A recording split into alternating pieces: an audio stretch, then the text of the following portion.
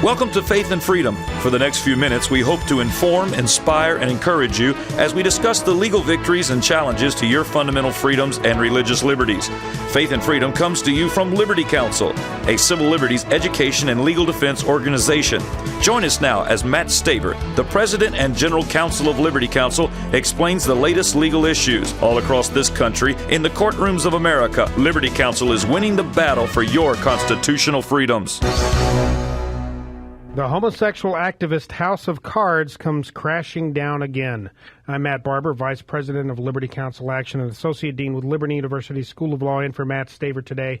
And joining me in studio is Deryl Edwards, President of Liberty Counsel Action and a Director with the law school.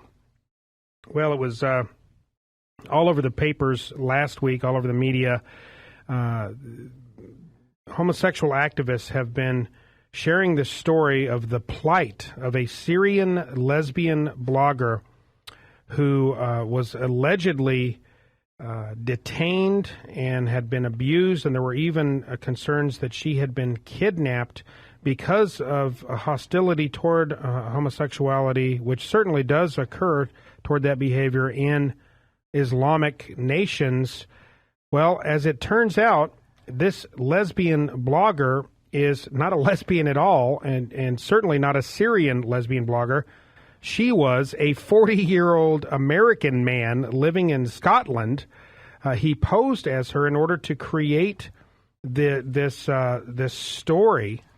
So it was a hoax in order to try to gain sympathy again for the cause of homosexual activism. It turned out to be fraudulent. Well, on the heels of that, another lesbian blogger from the Les Get Real blog, Lezget Real, it's a blog that is particularly obsessed with bashing me and Liberty Counsel and Matt Staver and Rena Lindevalzen.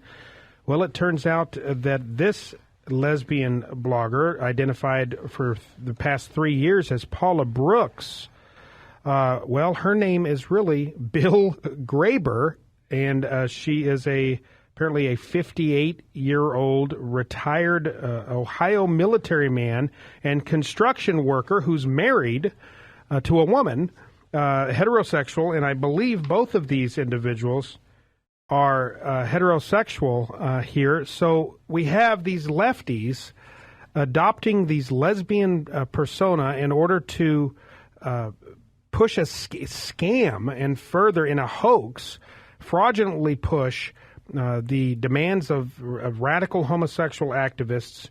And once again, as we've seen so many times with big high-profile claims of hate crimes being committed against individuals with claims that it's because of their sexual orientation. That does happen anecdotally, certainly, and it shouldn't happen, and people should be punished to the full extent of the law where that does happen. But we see over and over and over again this spate of fake hate crimes claims, and now these two lesbian bloggers turning out to both be heterosexual liberal men. Truth is stranger than fiction. It's actually quite hilarious. It is just it cracked me up to read the story. I guess one of the funniest lines I thought was the wife of the gentleman in Scotland said she knew her husband was writing a blog, but had no idea he was creating a false character. And she said, "He's my husband. He's not my child." But then she followed and said, obviously, we're going to have some conversations in private. Yeah, that's right. He took his wife's persona and has been doing this. How he's been getting away with this without her knowledge for 3 years is beyond me. But the Washington Post reported on it, and they said this. They said, quote, and this is what is just particularly hilarious to me. It says, quote, in the guise of Paula Brooks, Bill Graber with the Les Get Real blog, corresponded online with Tom McMaster. This is the Syrian blogger, the woman. The Les Get Real blog took that story and ran with it as well. They corresponded online, thinking he was writing Amina Araf, this Syrian lesbian blogger.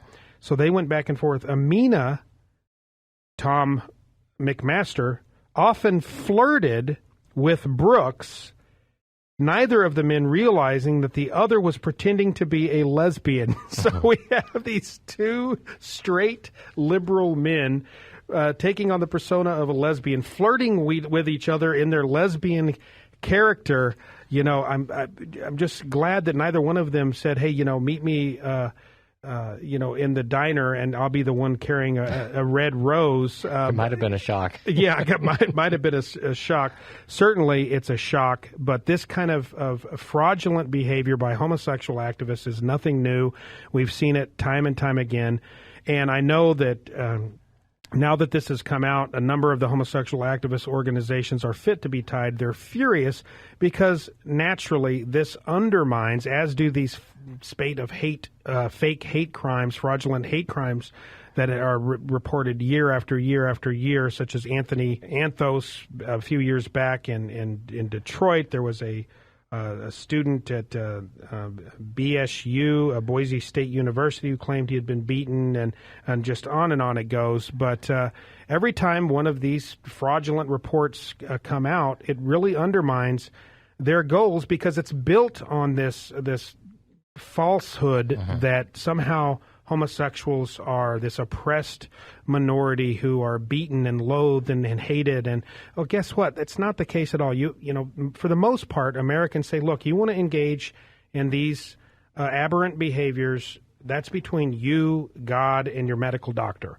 However, we're not going to celebrate that behavior because for whatever reason we disagree with that behavior. In our case, it's because it's clearly unscriptural and immoral. And even more so, we're not about to sit still while you pass laws and while judges issue rulings that force you, as we talked about on a previous program, to teach our children, as they're doing in the school in California, bringing into elementary school children and teaching that you may feel like a girl one day, you may feel like a boy, and there's no gender. It's whatever you feel like. We're not going to sit back and just and say, oh, that whatever you want, if it affects our lives and affects our children. And that is our main focus. We're going to speak truth that homosexual behavior, just like other sexual immorality, adultery, fornication, that these are bestiality, incest. These are all classified in Scripture as sexual sin. That's Scripture. If you happen to be a Christian, there's just no negotiation there.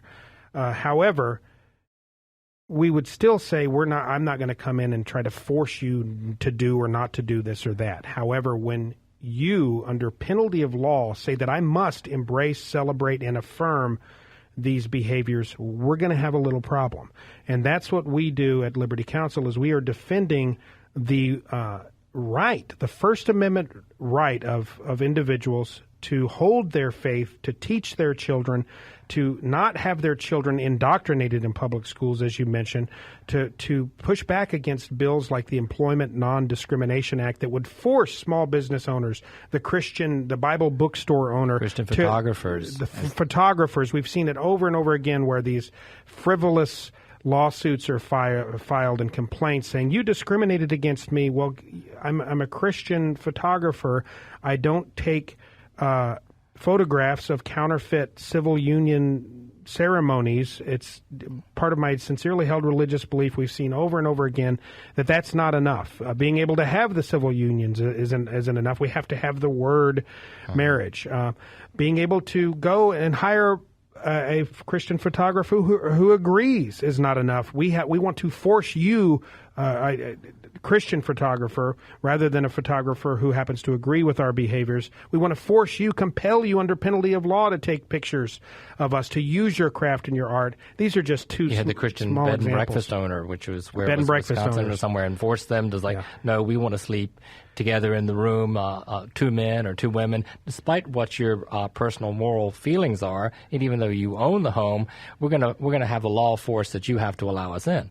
Yeah, that's exactly right. Well, that's why, to me, I find it amusing and even, dare I say, delightful when the house of cards comes crashing down like this, when these frauds are revealed, when the fraudulent basis of homosexual activism is exposed. That's what we've seen here with these two lesbian bloggers who actually turned out to be heterosexual men. Truth, again, is stranger than fiction. Well, folks, join us with Liberty Counsel as we fight to push back against these oppressive, discriminatory bills that the homosexual activist left seeks to get passed into the Employment Non-Discrimination Act and others. Go to lc.org to learn how you can help, or give us a call at 1-800-671-1776. Join us as we stand in the gap in defense of natural marriage and the natural family. Go to lc.org or call us at 1-800-671-1776.